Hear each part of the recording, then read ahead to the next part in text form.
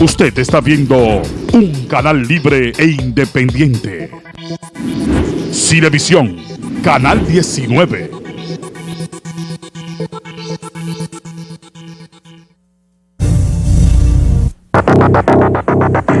A partir de este momento, usted será testigo de un interesante debate sobre un tema político de interés general. Cara a cara está en el aire.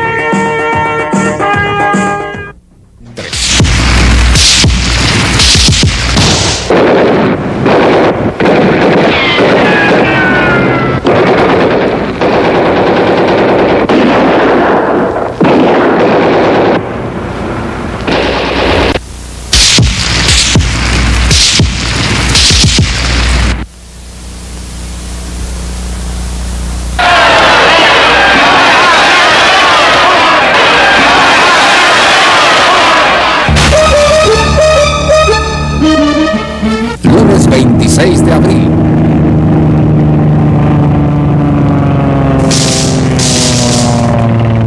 Durante la mañana continúan los bombardeos sobre el Palacio Nacional y otras zonas de la ciudad. Bienvenido a este su programa Cara a Cara, espacio donde siempre presentamos temas de interés general. Siempre se ha dicho que una foto vale más que 1000 palabras. Y realmente es así. Y siempre se ha dicho que en el caso específico de los periodistas, entiéndase, fotógrafos, camarógrafos, redactores, corresponsales de guerra, se le atribuye a Sun Yat-sen, el padre de la China continental, decir que en la guerra la primera víctima es la verdad.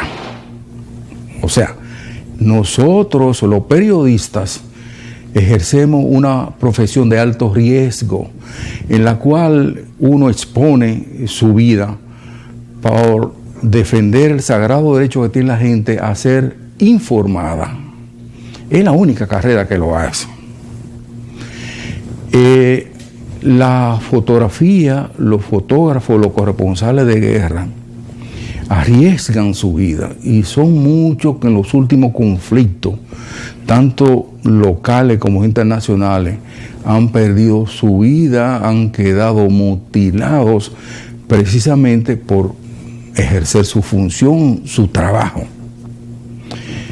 Y en el país ha habido, entre otros, un fotógrafo con mayúscula y subrayado, porque él ha dedicado prácticamente su vida casi completa a la necesidad de que se preserve la memoria gráfica del país, de nuestra nación, la memoria gráfica de los dominicanos y muy en especial en situaciones de alto riesgo, porque él es considerado uno de los padres de la biografía y bibliografía gráfica de la Revolución de Abril de 1965,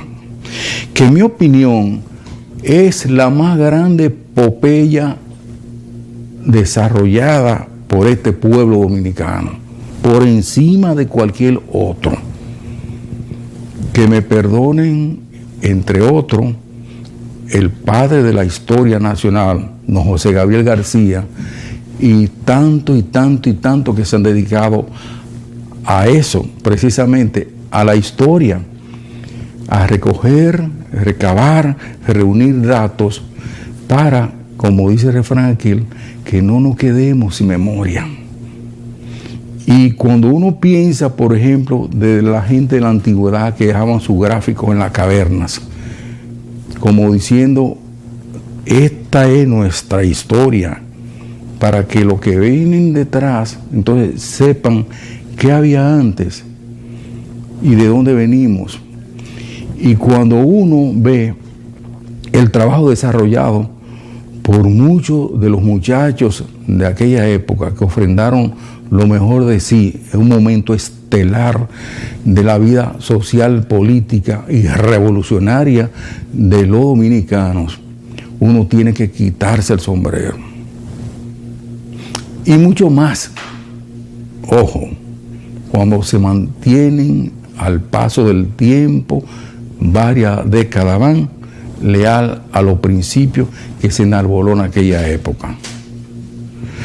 Y hablar, por ejemplo, de gente que escogió como entretenimiento, como profesión, como recurso profesional, que no se pierda abril, que no se borre abril, que no se vaya abril. Y él en lo personal y varias instituciones que lo han apoyado, instituciones de mucha fuerza que van, por ejemplo, desde el Archivo General de la Nación hacia allá. Hay mucho que decir. Y yo no le voy a cansar más el tema porque ya quizás ustedes o los que han estado en esta situación saben a quién me refiero.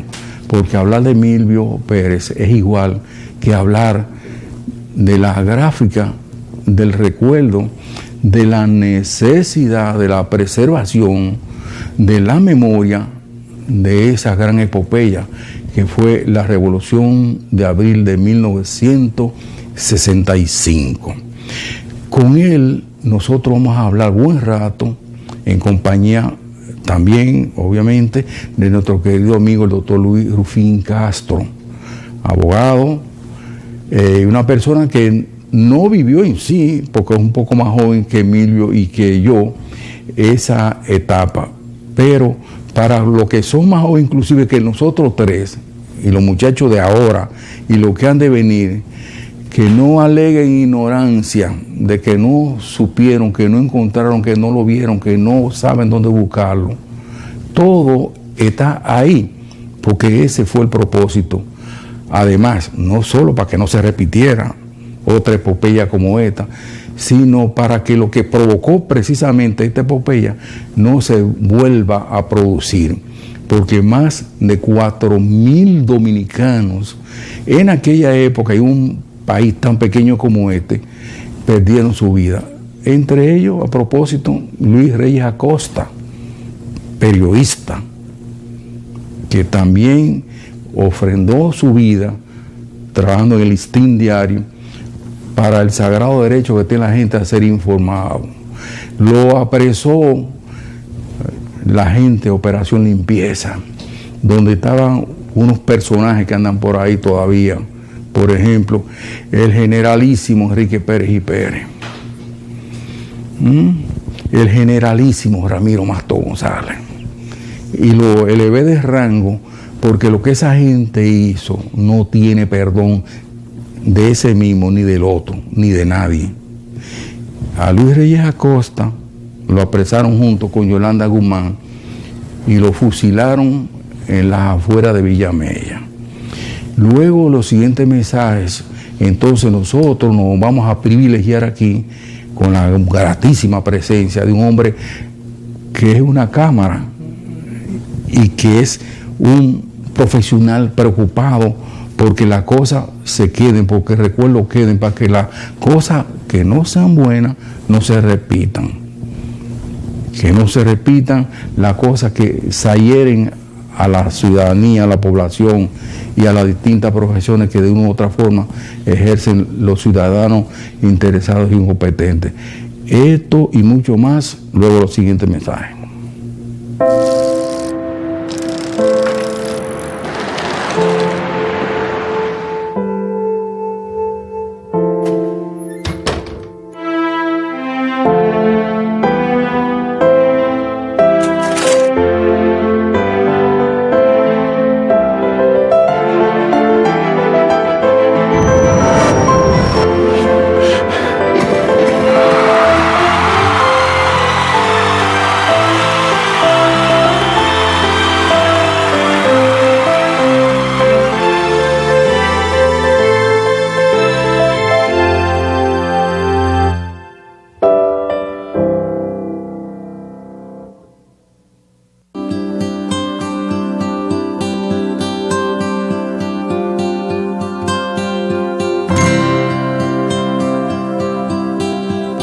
Cada día, muchas somos las mujeres que nos vemos con problemas que no nos dejan ni movernos, que se sienten como si tuviéramos una montaña encima. Mi mamá y mi abuela me enseñaron que a veces esa montaña no se va a mover, que la que se tiene que mover eres tú.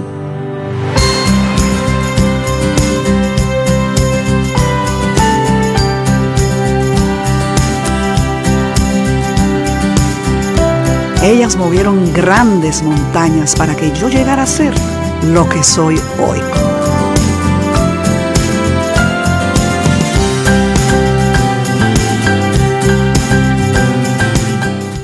Educación para tu Salud Financiera presenta Sara y Luis, su ruta hacia un crédito saludable. Sara y Luis forman una joven pareja, tienen varias deudas y se les hace difícil pagarlas. Por esto, han decidido hacerle frente al problema tomando un préstamo para consolidar sus deudas con un solo acreedor. Sara y Luis deciden evaluar todas sus opciones, incluyendo la de un préstamo informal.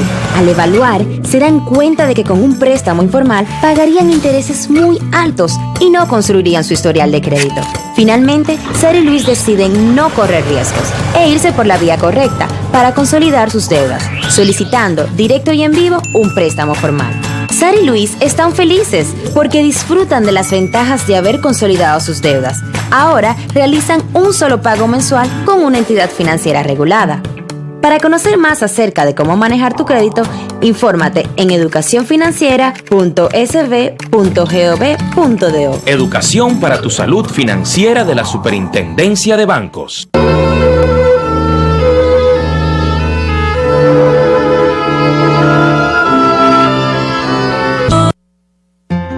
No es necesario pagar por una atención de emergencia ni hacer depósito en caso de internamiento.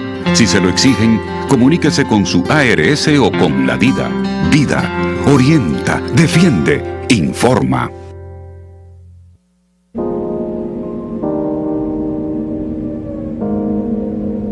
Estamos a la altura de los países más avanzados.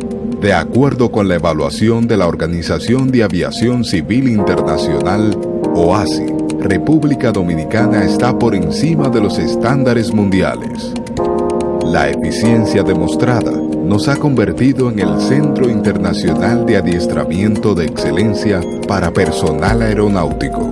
La entrada en operación de nuevos centros de control confirma nuestro continuo desarrollo, haciendo mejor lo que hemos hecho bien. Instituto Dominicano de Aviación Civil, IDAC. Estamos cumpliendo las metas de desarrollo. El país crece con más igualdad social, más empleos, más ingresos y más oportunidades para todos. Gobierno de la República Dominicana, haciendo lo que nunca se ha hecho. ¿Por qué es importante la estabilidad financiera? Tu hija se gradúa de la escuela y tienes que buscar dinero para los gastos universitarios. Si guardaste dinero bajo el colchón, esos ahorros no produjeron ganancias o corrieron el riesgo de ser robados o que se dañaran. Probar suerte con pirámides u otros negocios de ganancias fáciles al final no te resuelve y podría dejarte arruinado. Y recurrir al prestamista de la calle te puede salir muy caro. En cambio, cuando hay un sistema financiero estable y confiable, puedes usar distintos instrumentos, tanto para hacer rendir tus ahorros con seguridad y eficiencia, como para obtener los préstamos que necesites, con el fin de cubrir tus gastos o realizar inversiones productivas a un menor costo. Esto es justo lo que procuramos en el Banco Central. Proponemos a la Junta Monetaria las normativas y reglamentos para un funcionamiento eficiente y seguro del sistema financiero dominicano, cuidando que las entidades protejan tus ahorros, manteniendo adecuados niveles de capital y de liquidez, y concediendo préstamos recuperables para que puedan financiar la economía, sirviéndote a ti y a la sociedad. Porque en un sistema financiero sano, solvente y estable, puedes convertir tus sueños de hoy en tus logros del mañana. Campaña de Educación Económica y Financiera del Banco Central de la República Dominicana. Por la estabilidad y el crecimiento.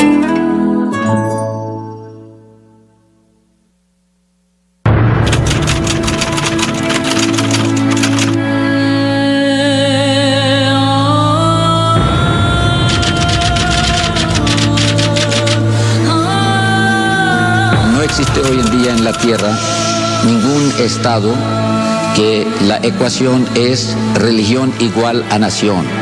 ¿Se imagina si pasa esto en nuestra América, que los indígenas, los auténticos dueños de esta tierra, nos dijeran, mira, hasta aquí ustedes llegaron? Razón por la cual, en primer lugar, la promesa que hizo Dios a Abraham le dijo, a ti, a tu descendencia, toda esa tierra que usted tiene delante de sí será. Bueno, descendientes de Abraham somos nosotros. Con la llegada de Jesucristo, ya que los judíos se consideran como el pueblo elegido espiritualmente considerado, no étnicamente. Razón por la cual, cuando los descendientes de los primeros cristianos, los cristianos de hoy como nosotros, son los auténticos herederos de aquel pueblo que Dios le prometió la tierra de Palestina, por cuanto hemos creído en el mensaje de Dios a través de su Hijo Jesús. Hoy es un buen momento para ser más honrado, para ser un niño, para acercarte, para ponerte en movimiento, para decirle que sí, para dejarte llevar, para perder el miedo, para empezar, para cambiar.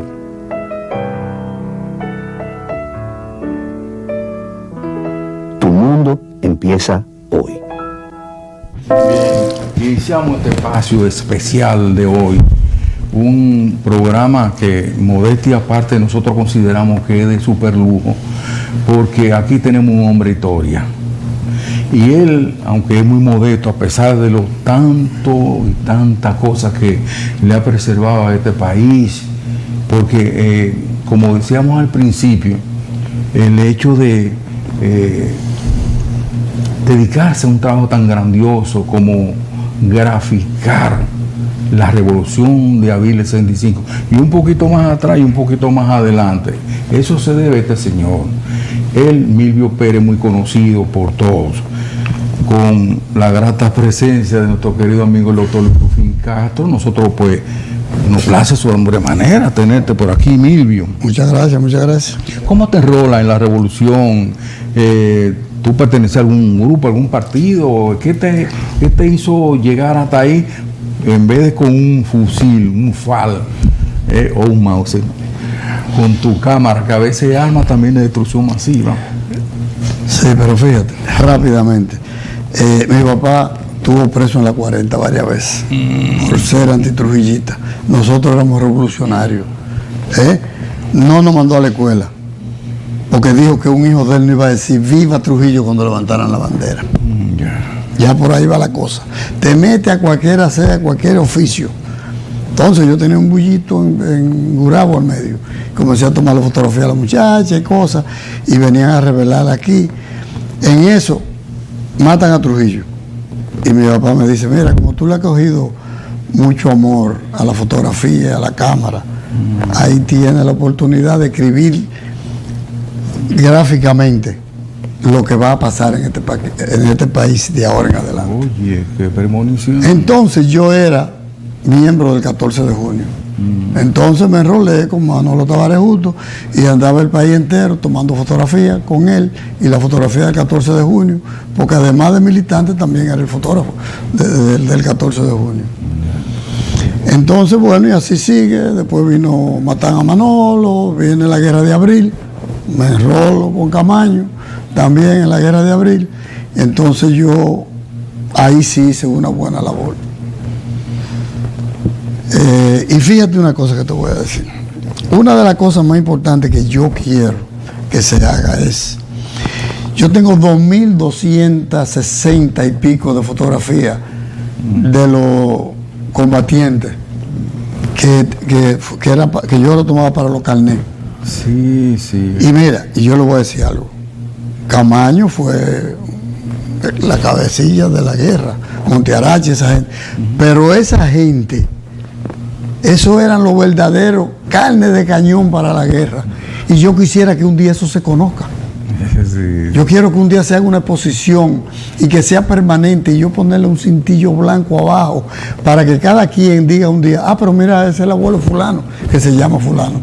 Mira, ese es el tío de fulanito, que se llama... Okay. Y se le vayan poniendo los nombres. Ya yo en ese tiempo me habré muerto, pero poco a poco se vayan conociendo esa gente y al fin y al cabo de un tiempo van a tener todos sus nombres. ¿Y tú le trabajaste a algún medio de la época? Yo siempre le daba con eso y decía, si yo pertenezco a un periodo que se llama República Dominicana.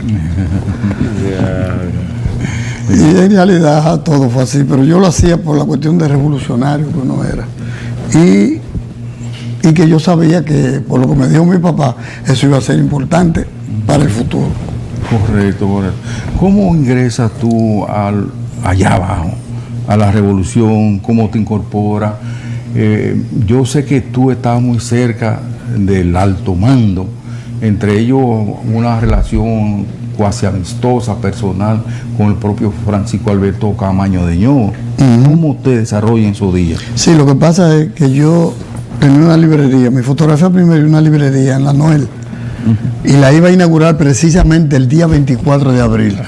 Oye, en eso trae ya la revuelta. Sí, sí. Entonces no inauguré. Pero entonces de ahí en adelante pues seguido cogí para la calle y después el edificio Copelo y después me sentí bien con Montearache porque veía que el que hacía la estrategia y toda la cosa era Montearache, ¿entiendes?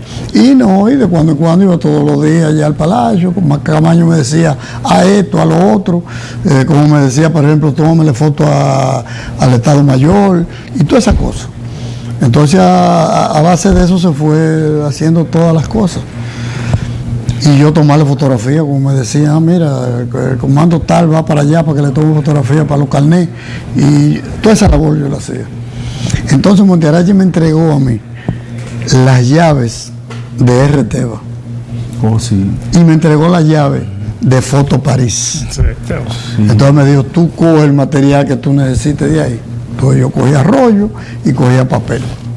Sí. Al terminar la revolución, la guerra de abril, yo le tenía un detalle de todo lo que yo cogí para que le pagaran. Ahí no se perdió un televisor, no se perdió una nevera, nada. Y el de la Foto París fue que me dijo algo, si usted quiere que le pague, esté tranquilo, que ahí está todo lo que yo cogí y no se le ha perdido nada. Exacto, sí. Ahí se producen fuertes combates después que la tropa norteamericana divide en la ciudad capital y ahí murió mucha gente, gráfica de todos los resultados, todos esos combates, cuánta gente vilmente asesinada, cobardemente asesinada, incluyendo niños. Sí. ¿Cómo tú te sentías cuando tú veías todas estas cosas? Porque el fotógrafo es un artista y obviamente los corresponsales de guerra, cuál fue la situación tuya en este caso, tienen a veces que, como se dice, blindarse también de paciencia y calma para realizar tu trabajo. ¿Cómo tú te sentías? ¿Cómo te desarrollabas? ¿Qué experiencia tú recuerdas? Yo me sentía mal y cuando yo iba al Padre Villín, que redactaba a algunos niños, que siempre iba por la cuestión de Andrés Rivier, los niños y los combatientes, ya vio todas esas cuestiones que murieron valiosos. Este muchacho haitiano ya vio Renault, exactamente. Y cuando la operación limpieza, ¿tú tuviste la oportunidad de acercarte un tanto a esa parte alta? Yo me acerqué, pero no tomé fotos. Yo lo que estaba era por allá mirando. Es más, porque yo al principio no cogí la cámara, yo lo que quería era combatir. Pero después me acordé de lo que me dijo mi papá, una cámara, que eso es más valioso que un fusil, por lo que tú vas a hacer, por el recuerdo y la cuestión. Sí. Entonces me enrolé con mis cuestiones. Yo tenía una ametralladora, Cristóbal, Pero, qué sé yo, me tomé una fotografía con ella. Pero yo la guardé después. Sí. Montiarache me dio un G de lo que agarraron en la 30 de marzo. Entonces, porque me dijo, tú debes necesitar eso porque tú estás dando vueltas para ir para abajo con la fotografía. Entonces yo tenía eso. Pero fíjate,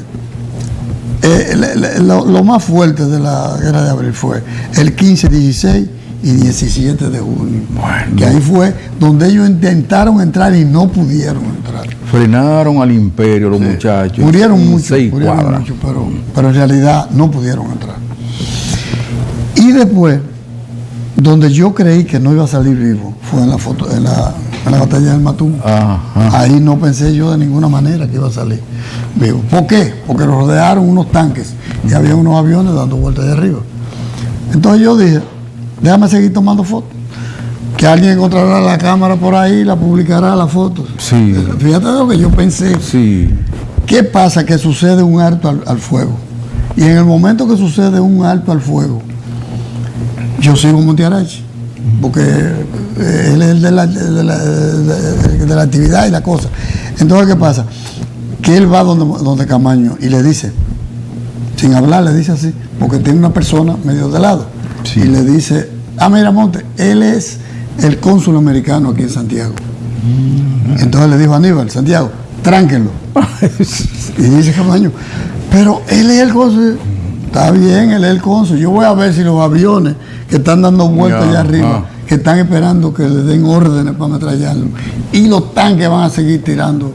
Sí, van a seguir tirando. Sí. Ahí dije yo, nos salvamos. No se tiró un tiro más. No se tiró un tiro más. Sí. Y efectivamente pasó todo ahí. ¿Y tú recuerdas cuál era el papel del cónsul ahí? Iba a sacar su gente de allá.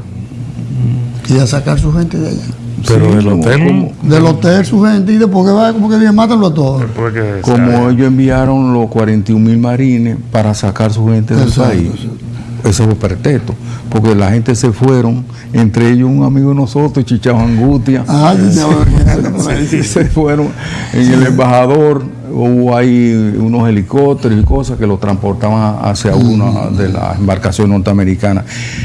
Aníbal López, amigo tuyo, amigo de nosotros, que era hombre rana, estamos en Santiago. Y ahí tú tienes una anécdota respecto a qué le dijo Montiarache a Camaño cuando le dice, vamos a llevar las armas. Y le dice, ¿qué es lo que le dice? No, fíjate, cuando partimos de aquí, del Parque Independencia, que eso se llamaba ahí el Hotel Europa. Sí. Ahí nos estaban tomando unos tragos, Montiarache, los ranes, esa gente, esperando que viniera Camaño por la mañana.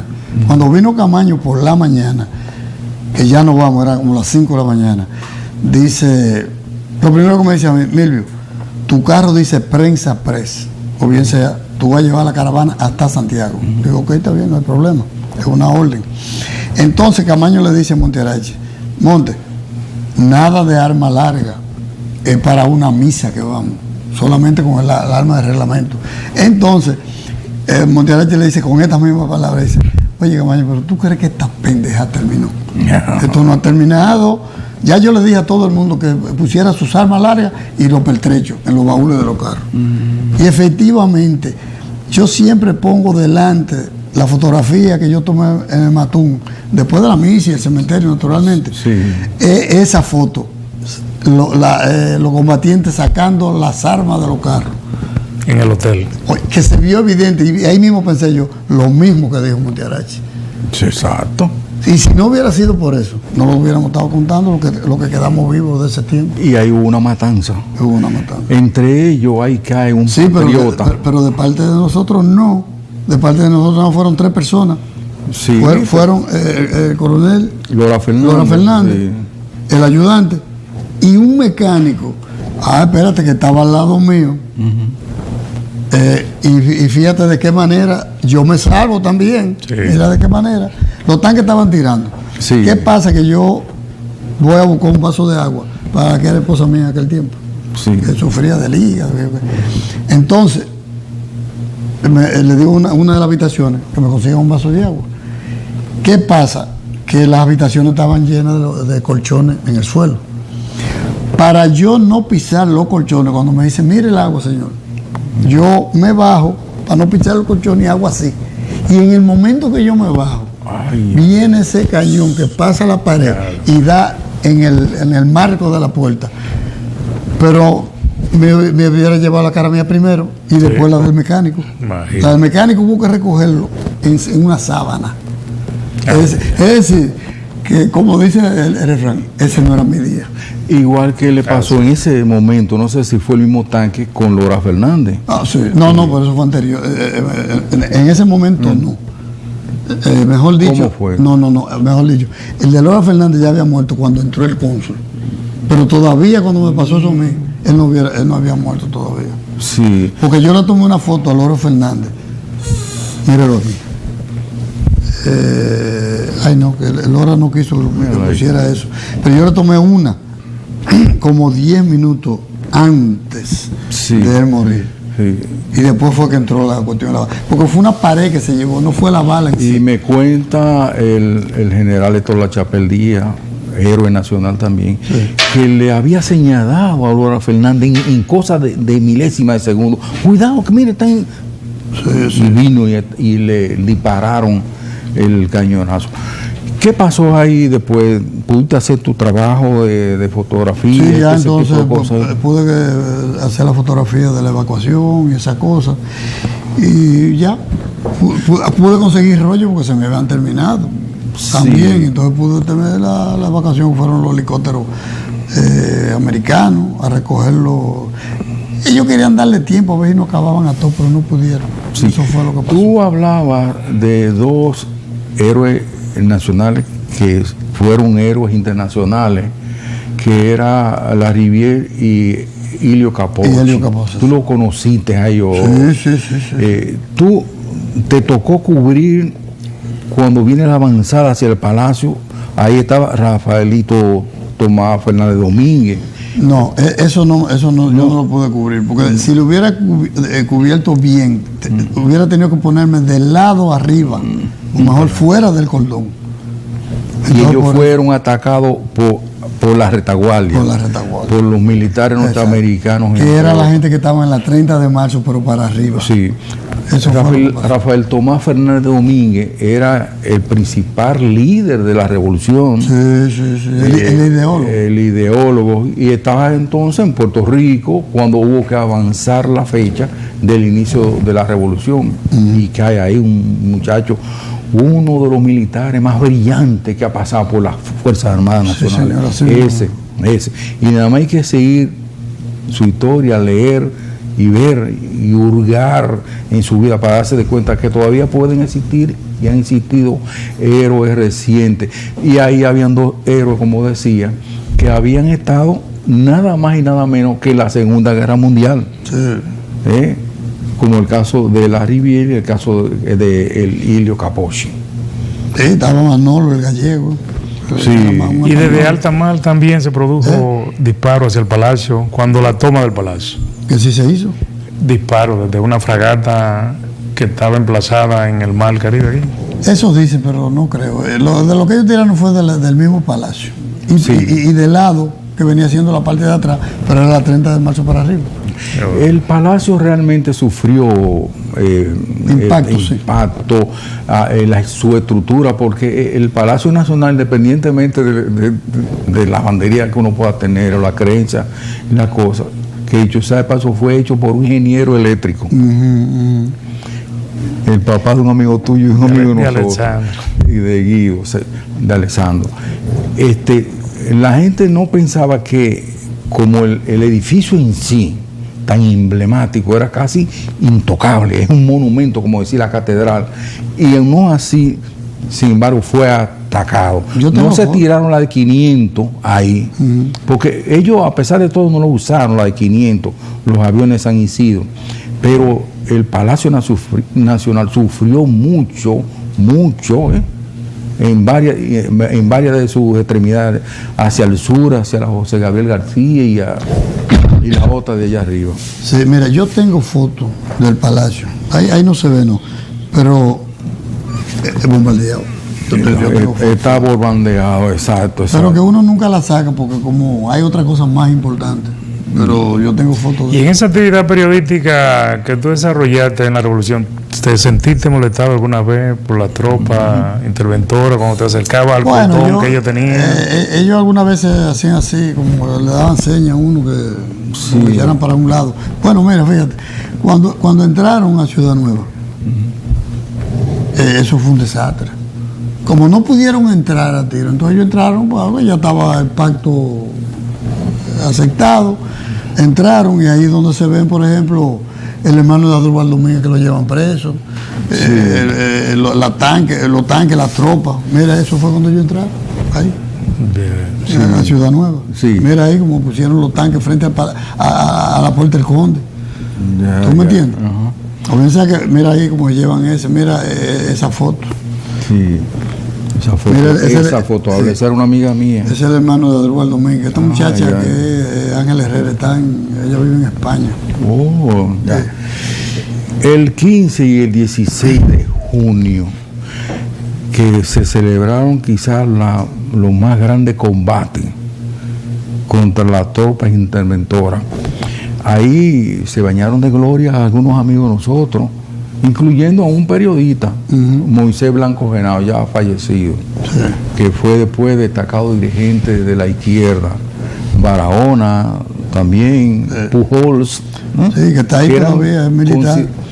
Y entre otros y otros así.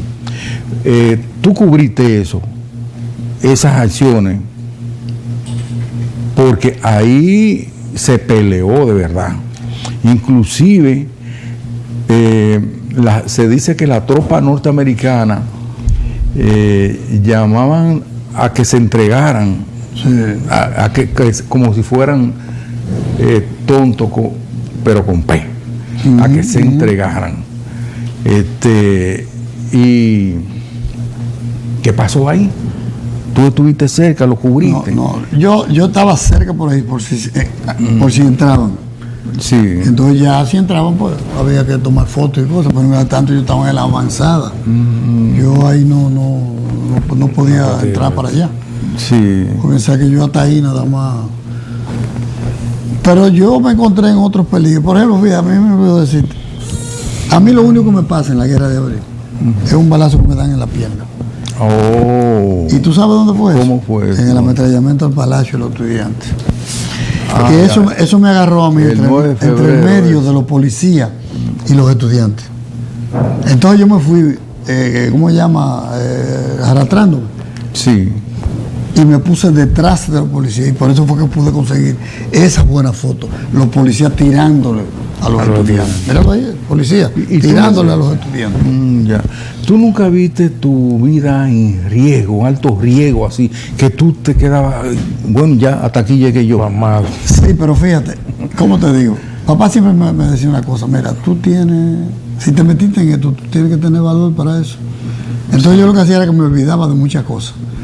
Montiarache era que velaba por mí prácticamente, me decía, mira, bájate que te van a llevar la cabeza. Yo me bajaba momentáneamente, pero me olvidaba otra vez y seguía tirando la fotografía. Sí, porque a mí... Pero yo en realidad no... A mí en lo personal me pasó en 2 o 3 ocasiones que yo, como decía un profesor de la UAS, que él está vivo para contarlo. Porque a uno, en uno de esos grandes entierros de 12 años, la policía esta que todavía aún nos seguimos gastando, le entró al entierro con toda la caja y los muchachos, y eso fue una cosa. Y entonces un policía en la bomba que está en la María Monté, esquina Marco Ruiz, ahí, no sé si todavía queda ahí, viene hacia mí con la ametralladora, se apuntando mi cosa, y yo en una titubeo, no sé qué hacer, y llegué, yo he jugado un poquito de béisbol, de cabeza a una oficina de la bomba de gasolina que estaba ahí, y llamé al periódico, tranquilo. Eso entre uno de tantos. Volvemos entonces allá abajo. ¿Qué pasa? Había una escuela de entrenamiento, bueno, por ahí, inclusive rendirle un particular homenaje, y tú tienes un trabajo en ese sentido, a las mujeres que se fajaron allá abajo, que demostraron que tienen tanto coraje, a veces mucho más que nosotros. Y ahí hay casos para contarse. Ahí esa escuela instruyó a la carrera a muchos de los muchachos que después se destacaron en la lucha. Sí, sí. ¿Cómo tú recuerdas eso? Bueno, yo me metí allá en la academia y tuve muchas fotografías en los entrenamientos. De ahí que viene que le tomé a la Piquilora, a Garden, a ¿cómo se llama? Baby Mejía, sí, a toda esa gente. Yo le tomaba fotografías. Entonces me metí allá porque yo estaba entrenando ahí. También en los desfiles ellos venían por pelotones, las mujeres nada más y los hombres nada más. ¿Tú me entiendes? O bien sea que yo tomé prácticamente todo. ¿Y qué de un famoso francotirador que había emplazado en Los Molinos que apuntaba hacia la calle El Conde, me parece? Bueno, apellido Guay. Uno de esos fue que mató a este muchacho, a Andrés Riviere. Mira, a Montearacha, a Aníbal, ese fue el día que mataron a Andrés Riviere. Ellos venían, fíjate. Fue el francotirador que estaba en Los Molinos. De Los Molinos, sí. Que después lo mataron en Vietnam. Exactamente, sí. Después lo mataron. Pero él, a mansalva así, de Los Molinos hacia el Conde, ahí mató más de 8 personas. Sí, no, pero llegó un momento que por el Conde no se podía transitar. Cruzar la calle era peligroso. Mira, volviendo un chingo, tú sabes de la cuestión que tú me dijiste, de miedo o no miedo. Mira, mi papá me crió de una manera tal. Mi papá me dijo a mí, mira, no te aprendas los nombres de nadie. Yo casi no me acuerdo los nombres de nadie. Yo te veo, yo no le he preguntado el nombre, ni le voy a preguntar. Pero donde yo lo encuentro, oh, mi hermano, usted puede estar seguro que le digo así. Porque mi papá me decía, mire, usted es un tipo revolucionario, yo, nosotros, ya ustedes saben. Si a usted lo agarran y tiene que hablar, usted no va a hablar, usted lo matan, muérase, pero usted no denuncia a nadie, no se aprende el nombre de nadie. Sí. Eso me enseñó mi papá. Hay un código, y se me ha quedado esa cuestión en la mente. Hay un código para prisioneros precisamente de guerra en situaciones como esta, que instruyen a los soldados que no den su nombre. Exactamente. Si no, ellos dicen, yo soy el soldado número 1, 2, 3, 4, 5, 6, y no salen de ahí. Y lo presionan y vuelve y repite el nombre. Tu relación con Camaño, los momentos difíciles de Camaño, él te expresó alguna idea que te decía, lo que yo podía, de Yotincuri y todo el grupo de ahí. Mira, lo que yo podía oír cuando yo iba a Palacio, siempre era hablando de eso. Y Camaño siempre dijo que por eso fue que él se fue y volvió. Porque dijo, nosotros no vamos a claudicar, aquí vamos a morir todos. Todo el que quiera morir conmigo que se quede aquí. Sí. Pero no vamos a entregarnos. Sí. Tenemos que darle muestras de que el dominicano es valiente y que el dominicano y ellos son los invasores, no nosotros. Sí. Ellos nos están invadiendo a nosotros y nosotros estamos luchando por una causa. Él mentaba mucho la cuestión, él por la reposición del gobierno de Bosch. Sí, sí. Y él repetía mucho eso. ¿Y tú tuviste algún contacto con Pichirilo? Con Pichirilo no era como estamos. Pichirilo, héroe nacional también. Sí, sí. Pichirilo desembarca junto con Fidel, todo el grupo, en el barco Granma hacia la Sierra Maestra, un dominicano que a propósito usaba una San Cristóbal. Sí. Y en los combates de junio le pedían los americanos, porque ya parece que lo conocían, Pichirilo, ven, entrégate a Pichirilo. vengan, búsquenme. Pichirilo fue uno de nosotros de verdad. Sí. Y hay que destacar ahí también la actuación de Jorge Botello. También. Que fue uno de los grandes combatientes en ese 16 de junio. Fíjate, el que no combatió, que no cogió las armas, hizo un buen papel. Porque ahí tienes tú a Yotincuri, que era el canciller. Oh, sí. Ahí tienes tú a Lember Peguero, que la función de él era... Hugo Tolentino. Sí, Hugo Tolentino, todas esas personas que no tenían un fusil. Pero Jesús de la Rosa, Bonaparte Botro Piñero. Sí, Piñero era viceministro de Euclides Gutiérrez. Euclides, exacto. Que fue que tomó la posesión que iba a ser Fernández Domínguez, de Interior Policía. El doctor Jorge Blanco también, el don Manolo Fernández. Pero ya esa gente era en las negociaciones. para las negociaciones. Y ahí tuvo Antonio Guzmán. Sí, que se Blanco. cubrió de gloria don Antonio Guzmán, a pesar del destino triste que tuvo cuando le hicieron la propuesta de que fuera presidente de la República, el sustituto, el continuador, pero con la condición, porque esos americanos, esos gringos son así, de que no protegiera a los muchachos de la izquierda, ni a los muchachos del exilio que habían venido para acá. Y él dijo, yo no acepto condiciones de nadie. Ese Antonio Guzmán Fernández. No, pero eso fue Antonio Guzmán. Porque él dijo que le mandaran de que 100 y pico para la isla que yo qué. Sí. Y él dijo, ¿por qué? No, yo no acepto eso. Y mira cómo lo humillaron un grupo de ellos que lo tienen ahí en Villa Duarte, en la marinera esa de ahí, y de ahí lo sacan para el exilio. Hasta que, por ejemplo, Camaño era Camaño tenía 32 años de edad, señores, nada más. 32 añitos de edad cuando hace eso. Cumplió dentro de 33 y hay que destacar la actitud, el gran compromiso histórico del doctor José Francisco Peña Gómez. Con solo 28 añitos de edad, llama a este pueblo a una de sus más grandes epopeyas. Que dicho sea de paso, lo arrestan precisamente en una exposición que él estaba haciendo en Radio y Televisión Dominicana. Correcto, y se cubre de gloria, Peña Gómez, entre otros, y otros. Tú estuviste cerca de esas grandes manifestaciones, cuando Francisco Alberto Camaño Beñó dice, vengo a devolver al pueblo lo que el pueblo me ha entregado. En la Puerta del Conde. En la fortaleza. No, en la fortaleza. Ahí yo estuve ahí y recuerdo, entre otros, a Narciso Isaconde, que andaba con un fusil de esto, y al doctor Negro Vera de Santiago, a quien yo no conocí, Narso, en aquella oportunidad me lo presentó. Bien, la patria agradecida, Melvin Pérez, no tiene manera alguna de agradecerte a ti y a muchos como tú, que han hecho este increíble esfuerzo por la preservación de la historia gráfica de la República Dominicana, y muy en especial de una de sus más grandes epopeyas, como es esta, la Revolución de abril de 1965, que dicho sea de paso, fue para devolver la constitucionalidad al país. Pero una gente hace eso por la legalidad y mire cómo lo combaten. Y la acción de los norteamericanos, de lealtad absoluta, extrema, hacia gente que está defendiendo las cosas que deben defenderse, como es esa, la constitucionalidad, y el hecho de que pisaran suelo dominicano.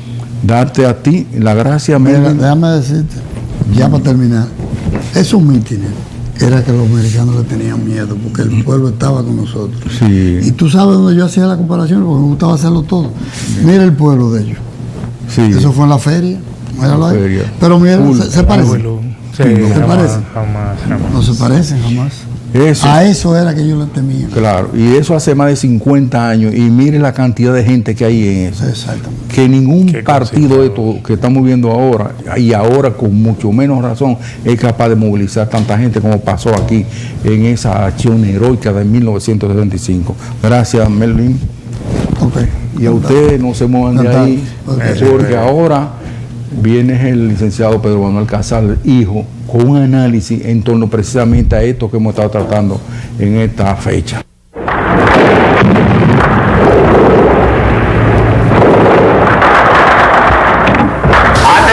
el embajador David Pérez.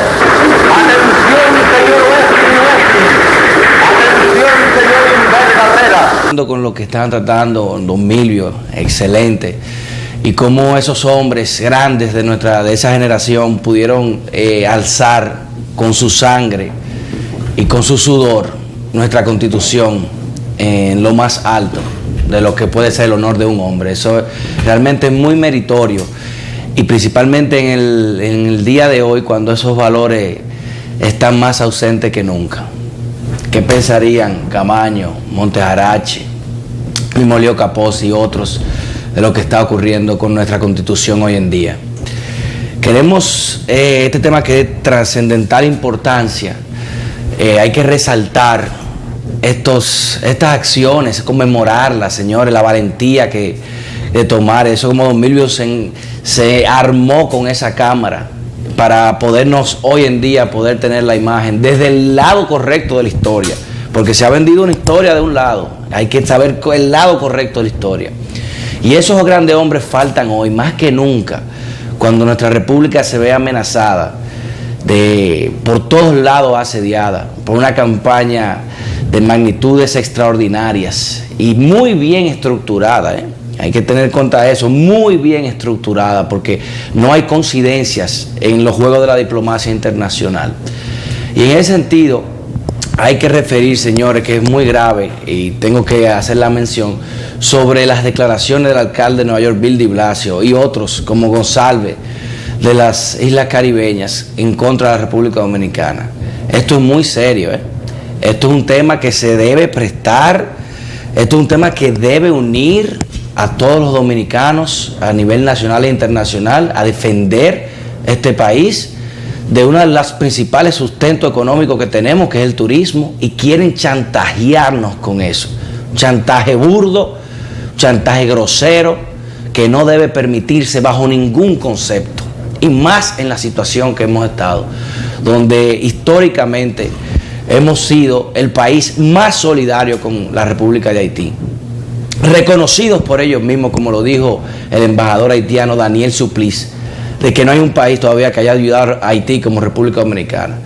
Y eso, señores, eso no es coincidencia, como dijimos ahorita, esto no es mera casualidad, ni tampoco el fanatismo humanístico, como algunos le llaman, sino que responde a una muy bien estructurada campaña, que si no respondemos con la misma vehemencia con la que está siendo lanzada, vamos a sufrir graves consecuencias.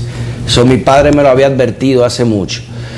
Y los acontecimientos recientes es que vienen ya en la etapa decisoria. Estamos ya en el último nivel de este peldaño. Es una hora de definición donde como país, si no mostramos una fortaleza y mostramos un carácter, no vamos a poder salir airosos de esta batalla, que aunque no se haga por las armas, se está haciendo en un medio mucho más peligroso, que es el medio de la diplomacia y la comunicación internacional. Por eso debemos llamar a esa sangre que corre en los dominicanos de buen corazón, a esos buenos y verdaderos dominicanos, como le llamaba Duarte. Debemos hacer énfasis, señores, en que se nos está yendo de la mano un país que tanto ha costado para hombres como Camaño, como Lora Fernández, como el señor Milvio Pérez, costado sangre y sudor y lágrimas. Y esto no es de ahora, hay que prestarle la debida atención y a respaldar esta Constitución que, aunque por ultrajada y manipulada que lamentablemente haya sido, no podemos dejar de insistir en la importancia de darle ese valor normativo supremo como Biblia de un país que tiene una Constitución. Es realmente preocupante y sabemos que vamos a salir adelante de esto. Señores, le agradecemos una vez más. Pueden seguirnos en Twitter, @PedroMCasals, igual con el programa @CaraCaraTV2, para mantenernos informados de estos acontecimientos. Muchas gracias. Popular, siempre a tu lado, presentó